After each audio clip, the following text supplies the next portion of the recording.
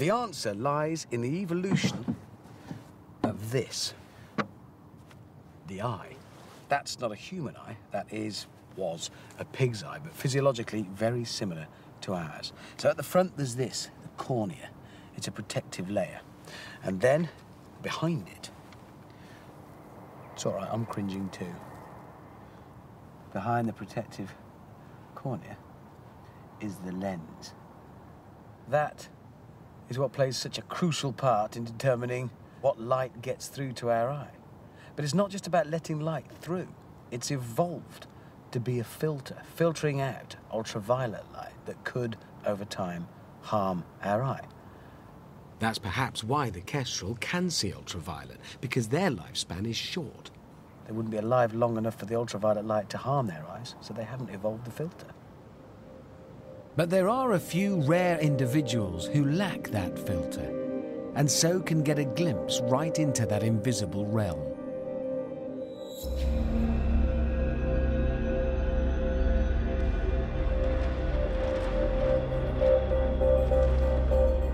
Alan Bradley's whole career has been based on vision.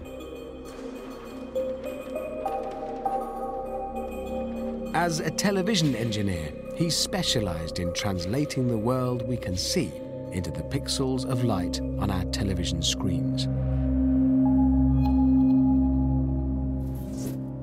I've always had an absolute gripping fascination with light. Light has always been the whole world to me. In 2003, Alan had an operation to remove cataracts and replace the lenses in his eye. It had a rather weird side effect.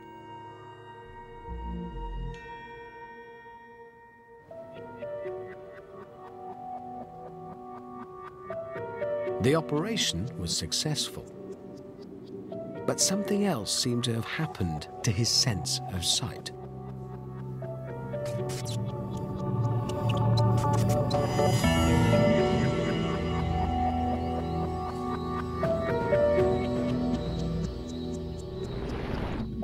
I was in the store and had gathered up a basket of fruit and veggies and walked up to the cash register at the front of the store.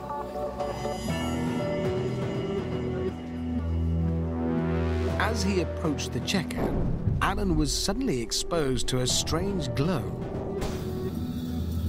of a kind he'd never previously seen. The effect was like having someone punch you hard in the end of the nose.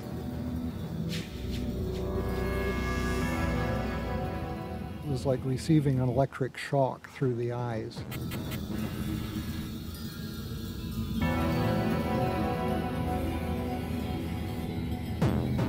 What Alan was seeing was ultraviolet light from the shop's black light used to detect fake banknotes. Normally, the lens in our eyes blocks ultraviolet, but Alan's new artificial lens was somehow allowing it through.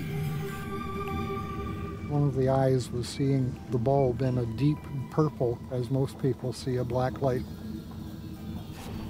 To the other eye, it looked fluorescent blue. It had a glow around it like blue-purple neon.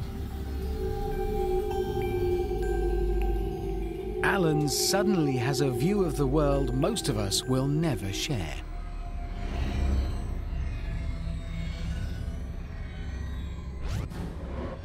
I see things that I could never have dreamed of before.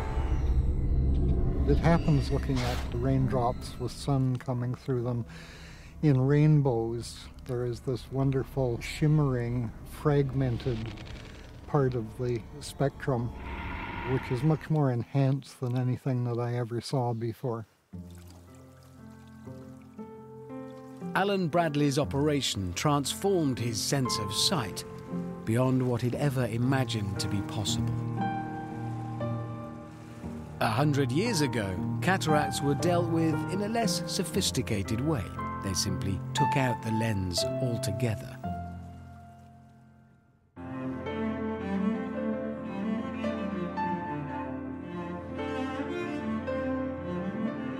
This is a work by the French Impressionist painter Claude Monet, famous for his use of blazing, swirling colours.